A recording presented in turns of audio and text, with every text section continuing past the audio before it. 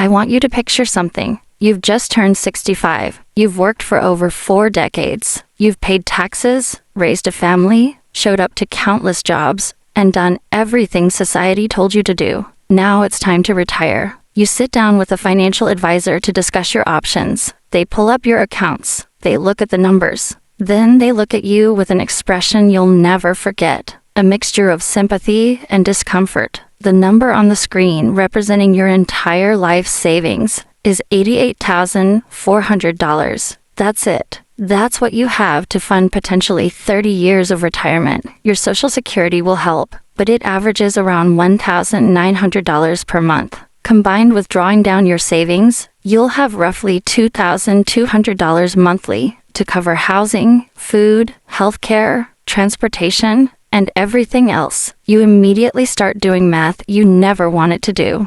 Can I afford to stay in my house? Will I need to move in with my children? What happens when the savings run out? This isn't a hypothetical scenario. This is the median reality for American retirees right now. Half of all people approaching retirement have less than $88,400 saved. Many have nothing at all. Today I'm going to show you exactly what the average person retires with, why the numbers are far worse than most people realize, and the specific factors that separate the people who retire comfortably from the people who retire into financial anxiety. Some of what I'm about to share will be uncomfortable, but understanding reality is the first step toward changing it. Let me start with the data that financial institutions don't put in their advertisements. The Federal Reserve conducts a survey of consumer finances every 3 years, providing the most comprehensive look at American household wealth. The most recent data reveals a retirement crisis hiding in plain sight. For households where the head is between 55 and 64,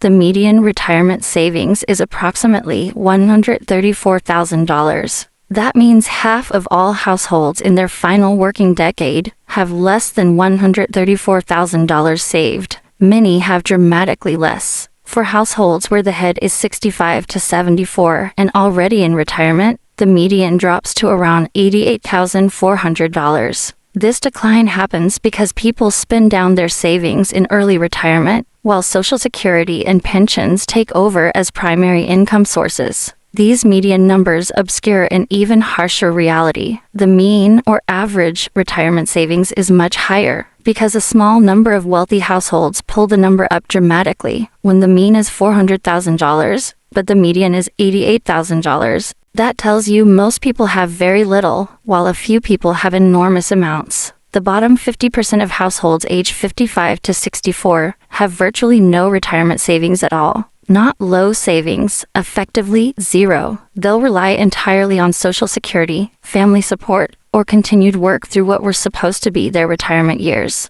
Let me translate these statistics into lived experience. Someone retiring today with $88,400 in savings, using the 4% safe withdrawal rule, can pull approximately $3,536 annually from their portfolio. That's $295 per month from savings. Add the average Social Security benefit of roughly $1,900 monthly, and total retirement income reaches about $2,195 per month. That's $26,340 annually to fund all living expenses. The federal poverty line for a single person is approximately $15,000 annually. So the median retiree isn't impoverished by official definitions, but they're not far above that threshold either. They're one major medical expense away from crisis, one home repair away from depleting their cushion. This isn't the retirement that decades of work were supposed to produce. Yet it's the retirement that most Americans actually experience. Here's what makes these numbers even more concerning. They represent the current generation of retirees, many of whom had advantages that younger generations don't.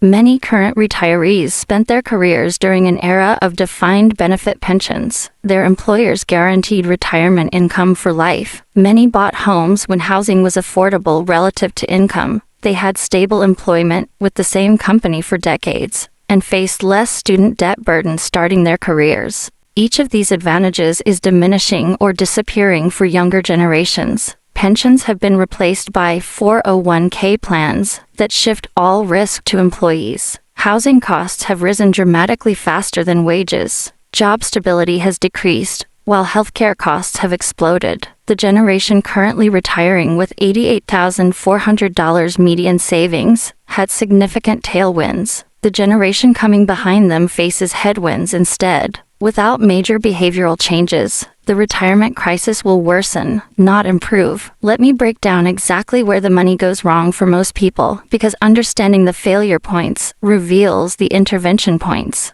The first failure point is simply never starting. The most powerful factor in retirement outcomes is time in the market. Someone who invests $300 monthly starting at 25 will accumulate dramatically more than someone who invests $600 monthly starting at 45. The early starter has 40 years of compounding. The late starter has 20 years of catching up. Yet most people don't invest meaningfully until their 30s or 40s. Their 20s disappear into lifestyle establishment, debt repayment, and delayed financial education. Each year of delay costs them exponentially because the earliest years produce the largest compound returns. Someone who saved just $200 monthly from age 22 to age 30 and then stopped entirely would have more at 65 than someone who saved $200 monthly from age 40 to 65. 10 years of early investing beats 25 years of late investing. The math seems counterintuitive until you understand how powerfully compounding rewards early action. The second failure point involves savings rate collapse during middle adulthood. Many people who start saving in their 20s reduce or eliminate contributions during their 30s and 40s.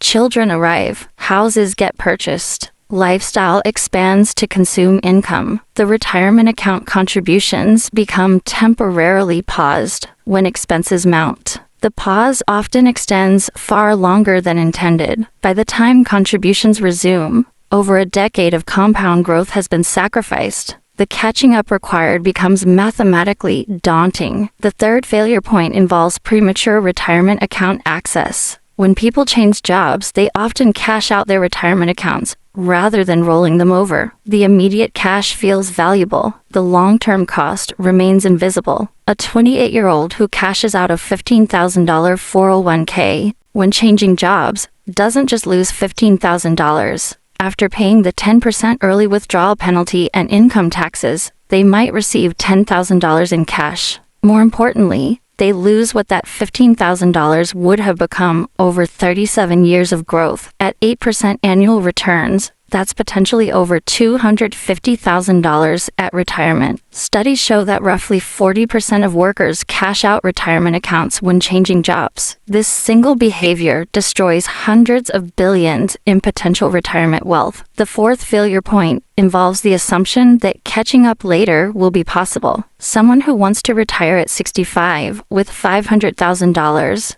and starts saving at 25 needs to save approximately $285 monthly at 8% returns. Someone who starts the same goal at 45 needs to save approximately $1,200 monthly.